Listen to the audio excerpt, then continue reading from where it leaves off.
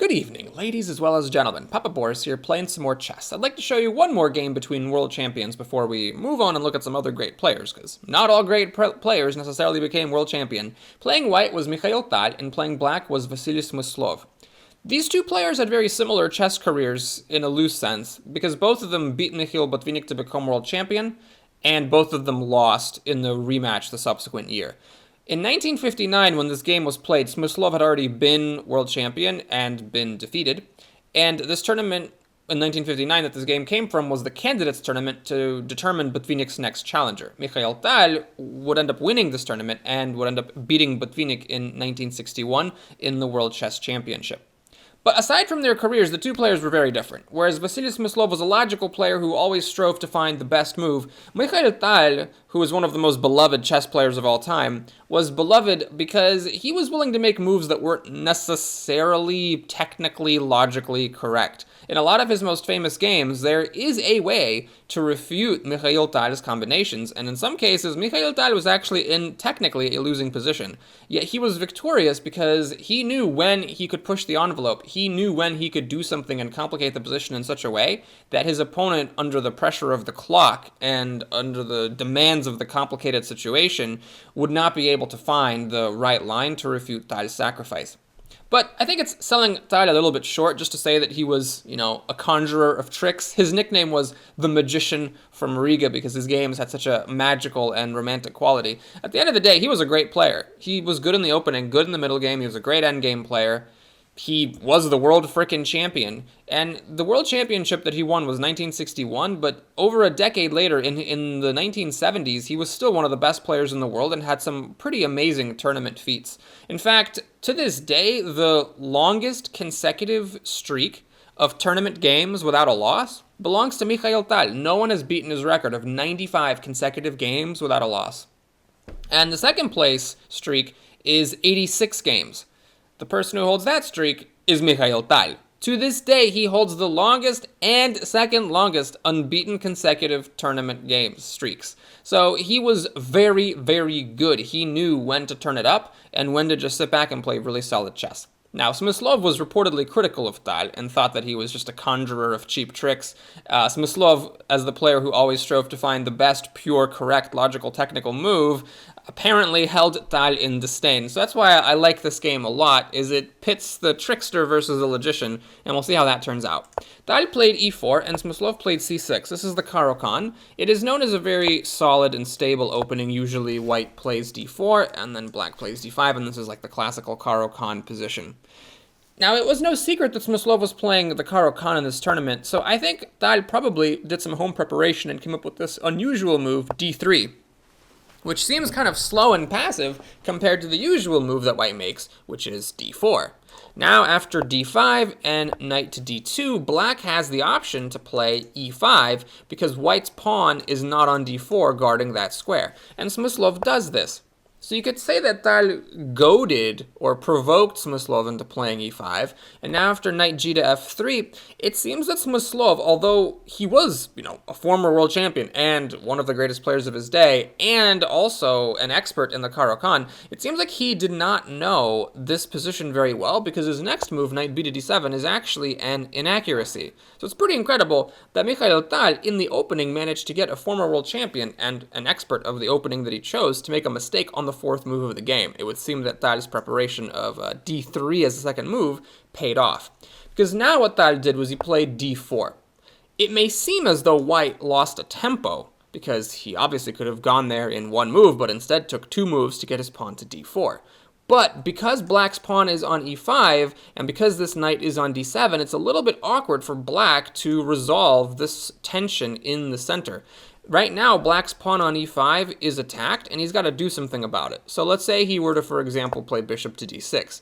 What white can do now is play e takes d5, and then after the pawn is recaptured, take the pawn on e5, and after that is recaptured, just simply exchange, and then play knight to f3. So now this bishop's attacked, it's got to move, and at the end of the day, white is a little bit more developed, because he can play bishop to d5 and develop with tempo, and then castle right away.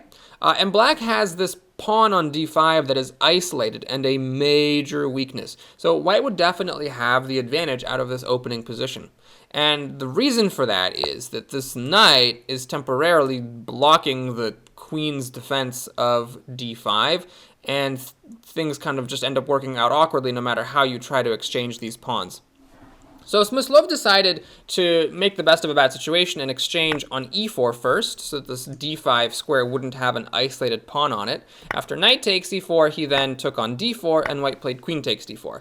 So now black has managed to preserve his pawn structure, and there's no isolated pawn in black's camp. But I think most players on the white end would be very happy to have this beautiful open position in the Caro-Kann defense, which is known for being stodgy and all closed up. All of black's pieces are still in the home ranks, with the exception of the stupid knight on d7. White has two beautifully placed knights and a centralized queen that's not trivially easy to kick away.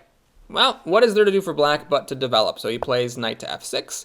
White decides to be annoying and pin this knight. Smyslov breaks the pin, and then Tile castles queenside, leading to the potential for a very exciting game with opposite side castling. Smyslov goes for it, he castles queenside as well, and now white has some options. He could have played knight to f6 here with check and continued to develop his position, but Tile decided to play a more annoying move for black, knight to d6.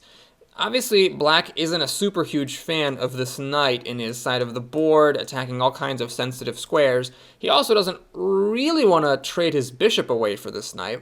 So Smyslov finds a very clever move in this position. He plays queen to a5. Now this attacks the pawn on a2, and it's very common in games where one side queenside castles to then spend an extra move sliding the king over one square to protect this dangling pawn. But if white were to do that here, black would have this sequence: bishop takes d6, queen takes d6, and then knight to e4, now that the queen has vacated d8 and is no longer leaving this knight on f6 pinned. Now, white is in a very awkward spot. His queen's attacked, his bishop is attacked, you will notice, by two pieces, and his pawn on f2 is attacked, which aside from being a pawn would also fork both of his rooks. So white has to move his queen into a square that protects the bishop and the pawn. These two squares are d2 and g3, which are also attacked by this knight. So this knight on e4 is doing quintuple duty here, and white has no really great moves. Tile would have had to find the move bishop to d2 to avoid losing material, and after the black queen moves back, the white queen is still attacked and has to move, and after it moves, black can just play knight to f6. And now black has unraveled his position, all with tempo. White's centralized pieces that are on the other side of the board have all been captured or have had to retreat, and this doesn't really look all that good anymore. So Tile avoids putting his king on b1 and finds the best reply, which is bishop to c4. This does a couple of things. It protects the pawn, it develops the bishop, and of course it also puts the bishop on this wonderful diagonal, pinning the f7 pawn to the king and also putting a little bit of pressure on that f7 pawn. Now, if black were to try the same sequence with bishop takes d6, queen takes, and knight to e4, white doesn't have to protect this pawn. White would be happy just to play queen to f4. And now, if black tries to take on f4, forking white's two rooks, white has this move, bishop to e7, attacking black's rook. And it doesn't really work out very well for black to take one of these rooks, because then white can take the rook as well. And if, let's say, and you take the bishop back, you get mated on f7. So you actually have to protect against the mate threat now as black, and this allows white to, just move his bishop basically, and then this knight is sort of trapped in this corner. But regardless of whether the knight is trapped, the material is equal, and white has a really great position here. Note also that if black tried something else, like playing, for example, knight d to f6 to protect this knight on e4, white can now protect this pawn just by moving one of his rooks here, if he wanted to. Previously, when the bishop was on f1, this would not be possible. I also want to note one more thing. If the knight comes on f2 and black tries to move his rook, notice the bishop on c4 attacking the pawn on f7 is very significant because it allows white to perform a checkmate in a couple of moves. So this was very smart defense by Tile, not just defense, but offense, bishop to c4. Smyslov realized that there was no shenanigans with the knight, or with the bishop capture on d6, so he played b5. And the idea here is to kick white's bishop away from this square, and also, it opens up some space for black on the queen side, lets his bishop develop, lets black's bishop maybe develop at some point, and maybe sometimes even just get like a pawn storm against the white king. Now, at this point, Tile develops a kind of allergic reaction to moving this attacked bishop, almost to prove a point to Smyslov. So first, he plays bishop to d2. This is actually a move the engine does not like. The engine is saying that black is better here. Tactically, of course, this does protect the bishop on c4 by attacking the queen, and the queen retreats, and so now white still has to do something about this bishop. Well, Tile plays knight to f5. Nah, you still can't take the bishop because your bishop on e7 is attacked, and after knight takes e7 check, clearly this is just not very good for black. There's this knight here that's kind of hard to eliminate. White's pieces can come in, do some more attacking. Things are just not looking good, and even if black holds off the attack, he has traded pieces, but in a way that shatters his pawn structure, so white would have the advantage in the endgame. So there's no taking the bishop. Okay, fine. Smyslov puts his bishop back to d8, and it's worth noting black's position is still fine here. The engine is completely happy with the way things look for black. Technically, white doesn't have anything here. And the best move would just be to, put the bishop back on b3 and call it a day. But these moves that white made, the bishop to d2, the knight to f5, Tile had in mind all along that he was going to sacrifice this bishop and he was never going to move it. He plays queen to h4. Technically, this is not a winning sacrifice of a bishop. Tile is giving up a whole bishop. He didn't even get a pawn for it. Smyslov takes it. That is the best move here. But what's interesting is the engine calls this position equal. So the engine is aware that white doesn't have any kind of a winning combination or any kind of a winning attack, but the engine also recognizes that black isn't just like up a piece. If the engine thought that black was up a piece, the evaluation would be like -3, black is up a piece, or about 3 pawns. The engine knows it's not the case, so there is positional value to this sacrifice, but it's not a winning sacrifice either. Notice, though, who has to work real hard in this game and who gets to make easy moves. Like Tile, for example, is obviously going to play queen to g5 and threaten checkmate on g7. And now black has to figure out how to defend against this. Do you play g6 and you let the white knight come in here? Or do you play knight h5 and protect the pawn that way? You have to think about this stuff as black and figure out what the best defense is. Whereas for white, it's like, well, nothing to do but threaten checkmate.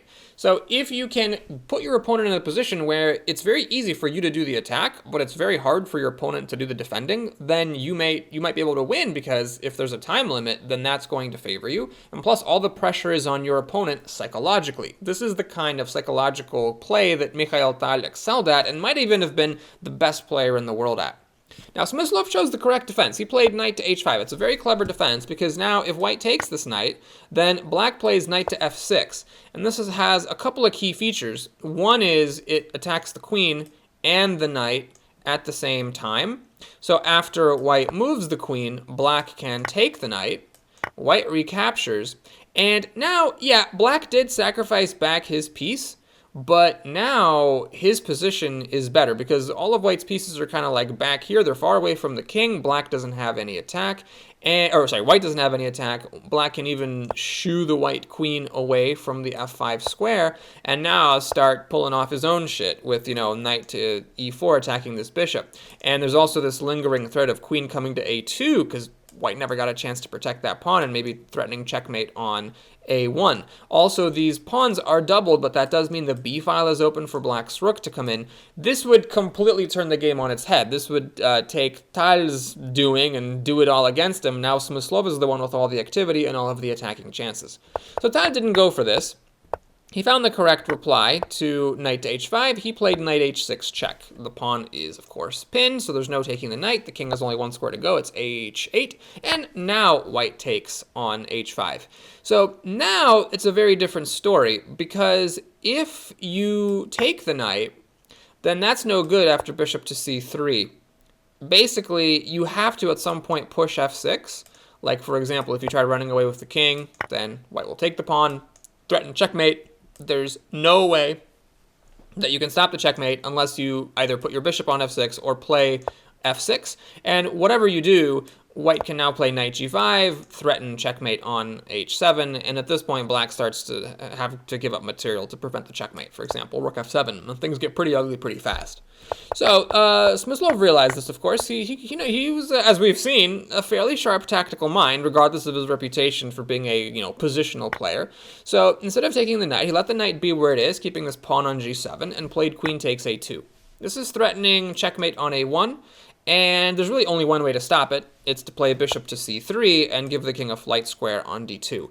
Of course, the bishop's pretty happy on c3. It's on this diagonal. And now there's threats that, maybe the white queen will move at some point and coordinate with the bishop to attack on g7. Maybe the knight will do it. So black really needs to put a piece in the way of this bishop on this diagonal. And he's got basically two choices. He can play knight to f6, or he can play bishop to f6. These are the two options that Smyslov had to consider.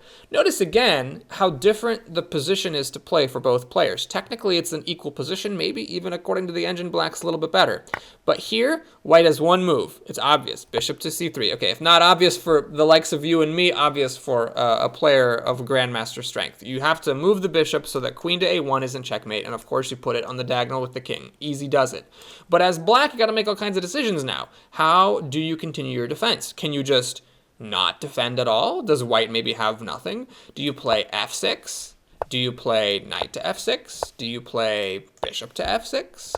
Do you play queen to a1 check? I mean, what do? You have all these different options, and you have to spend time thinking about it, and any mistake you make, you're walking on a tightrope and you're going to lose the game. So Smyslov chose knight to f6. And at this point, Darth Vader showed up to let him know that he had chosen poorly. This is not the right call. The way to keep going for black is to play bishop to f6, and here we have a more or less dead even position. But after knight to f6, what's the weakness of the last move? On d7, this knight was blocking white's rook's view of the bishop on d8. Now, the only thing protecting this bishop is this rook, so Tal here plays what for him was a very elementary tactic, queen takes f7, a queen sacrifice. Not exactly a sacrifice, though, because if you take this queen, then there's checkmate on the back row. And note that there is no hugging the king with the knight, because there is this cute knight on h6, saving the rook on g8 and making a nice smothered checkmate in the corner. So the queen is uncapturable, and black really has only one move here. He has to play queen to a1 check, and after the white king moves to d2, the king is blocking white's view of the bishop. So now this queen can be taken, but the problem is that when you put your queen on a1 to give check and the white king moves, now the queen is under attack. So white plays knight takes f7 check, the king moves, white gets his queen back, and then after Smyslov takes the knight, the smoke has cleared, and what do we see?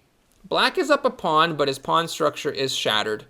And white is up the exchange. White has a rook for a bishop. And on top of that, white is up to move right now. He plays knight to e5 check, and after the king moves, white actually even gets his pawn back. So the material is totally equal, except black is down the exchange. At this point, black is completely lost, and he should have just resigned the game. Smyslov played a couple of weird-looking moves. He played knight to e4 check, and after the king move, he played bishop to b6 check, and after bishop to d4, he resigned the game. According to some legends, I first heard this on Agad Mator's chess channel on YouTube, which, by the way, I highly recommend. This is where I first saw this game. He said that the reason that Smyslov made these couple of moves before resigning is so that the total move count of the game was 26, so that the game would not technically be considered a miniature. In chess, a miniature is a game that is 25 moves or fewer. Looks like Smyslov's tactic did not work, however, because this is still one of the most famous games ever played by Tal and one of his most celebrated victories. But be that as it may, here Smyslov did resign because he knew that he was lost, and Tal went on to win the tournament and become world champion. Thank you so much for watching, everybody. I hope that you enjoyed it. Please like and or subscribe, and I'll see you again soon. Take care.